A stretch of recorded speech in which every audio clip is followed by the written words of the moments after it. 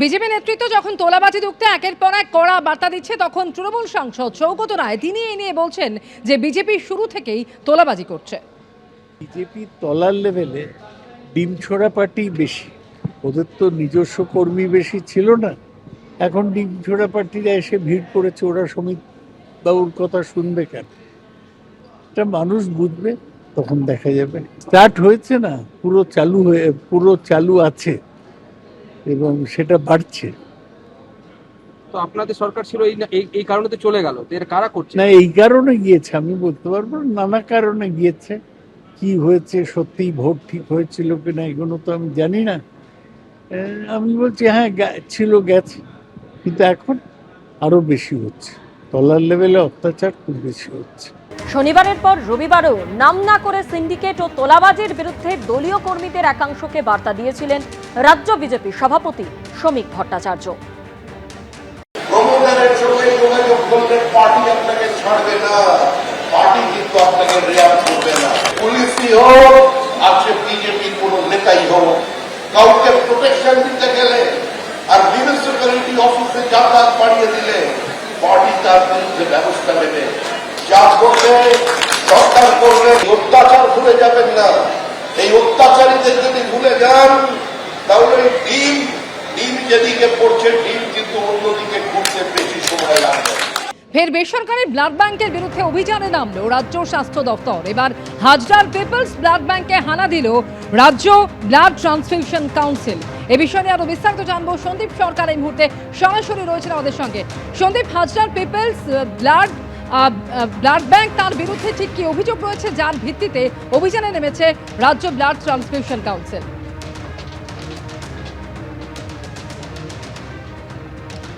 দেখো, এসবিটিসির আধিকারিকরা আজকে আধ ঘন্টা 40 মিনিট আগে আসেন হাজরার এই ব্লাড ব্যাংকে। যে ব্লাড ব্যাংকে আমি এই মুহূর্তে রয়েছি, সেই ব্লাড ব্যাংকে এসে ব্লাড ব্যাংকের আধিকারিকদের সাথে কথা বলেন এবং যাবতীয় যা কিছু নথিপত্র রয়েছে, কত রক্ত তারা সাম্প্রতিককালে ব্লাড ডোনেশন ক্যাম্প থেকে সংগ্রহ করেছেন এবং কি পরিমাণ রক্ত সাধারণ মানুষকে দেওয়া হয়েছে, বাকি রক্ত কোথায় গেল, সেই হিসাব মেলাতেই কিন্তু তাদের আজকে এখানে আসা। আমরা দেখতে পাচ্ছি যে এসবিটিসির আধিকারিকরা তারা এখানে রয়েছেন, ব্লাড ব্যাংকের প্রত্যেকটা অংশে তারা ঘুরছেন, তারা দেখছেন, তারা কথা বলছেন। ব্লাড ব্যাংকের পরিবেশ পরিস্থিতি কি, কতটা পরিকাঠামো রয়েছে এই ব্লাড ব্যাংকের, যেখানে কোল্ড স্টোরেজে সেখানে নির্দিষ্ট তাপমাত্রা মেনটেন করে যেখানে ফ্রিজার রয়েছে, যেখানে রক্ত রাখা হয়েছে, সেখানকার পরিস্থিতি কি, সবটাই কিন্তু তারা পরীক্ষা করে দেখছেন। ব্লাড ব্যাংকের প্রত্যেকটা কোনায় কোনায় তারা গিয়েছেন এবং আমরা দেখতে পাচ্ছি যে ব্লাড ব্যাংকের ভেতরে সেখানে এই সংকীর্ণ সরু পথ দিয়ে ডোনারদের যাতায়াত করতে হয়, রক্তদাতারা এক জায়গা থেকে আরেক জায়গায় যান। এই সমস্ত কিছু নিয়ে যেমন প্রশ্ন তুলেছেন তারা, সেরকমই গতকাল যে এই ব্লাড ব্যাংকের তরফ থেকে 10টি রক্তদান শিবিরে তারা গিয়েছিলেন, সেই 10টি রক্তদান শিবিরে যত পরিমাণ রক্ত সংগ্রহ করা হয়েছে, সেই সংগৃহীত রক্ত সেগুলি কোথায় গিয়েছে, কাদেরকে দেওয়া হয়েছে, এই সমস্তটা তারা পরীক্ষা করে দেখছেন।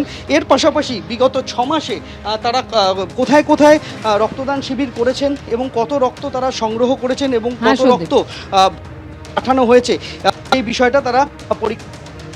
রক্তদান এই ব্লাড ব্যাংক স্বাস্থ্য আধিকারিক মুহূর্তে ঘুরছেন। আমরা সন্দীপ, তোমার কথা স্পষ্টভাবে এসে পৌঁছচ্ছে না। হাজরার এই বেসরকারি ব্লাড ব্যাংকে অভিযান চলছে, যেখানে রাজ্য ব্লাড ট্রান্সফিউশন কাউন্সিল তারা অভিযান চালাচ্ছে রক্ত এবং প্লাজমা বিক্রি সংক্রান্ত অভিযোগের ভিত্তিতেই এই অভিযান বলে জানা গিয়েছে।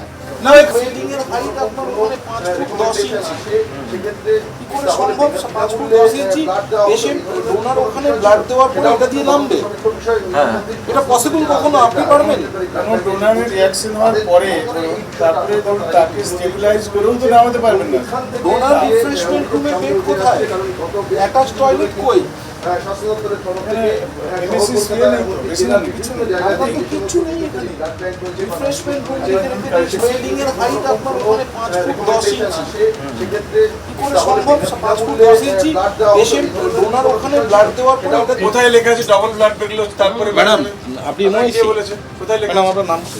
সমস্ত separation completed within 6 hours. Doctor Pubali Chak madam, আপনি এখানে কতদিন আছেন? দীর্ঘ 19 বছর পর কলকাতায় ফিরে কলেজ স্ট্রিটে তসলিমা নাসরিন গেলেন কফি হাউসে, বললেন ভালো লাগছে, আবার আসবেন বইমেলায়, জানালেন লেখিকা।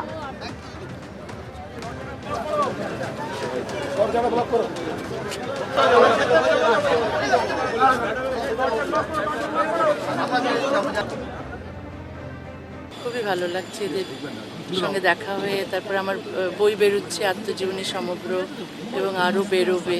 নিশ্চয়ই আমি বইমেলায় আসবো, আমার নতুন বইও বেরোবে এবং বইমেলায় অবশ্যই আসবো। হ্যাঁ, কটা বই বেরোচ্ছে মানে একটা তো বেরোবেই, সেটা বলেছেন ওরা।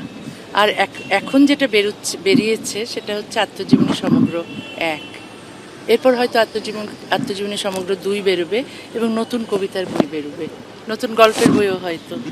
সব কিছু নিয়ে বইমেলায় আসবো। খুবই ভালো লাগছে, যেন জীবন ফিরে পেলাম, সত্যি যেন জীবন ফিরে পেলাম।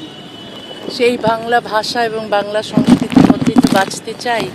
আর এখানে এসে মনে হচ্ছে আমি আমার নিজের দেশেই আছি, আর নিজের ভাষায় নিজের বই বেরোচ্ছে, এটার আনন্দও তো অনেক। এবিপি আনন্দ, এগিয়ে থাকে, এগিয়ে রাখে।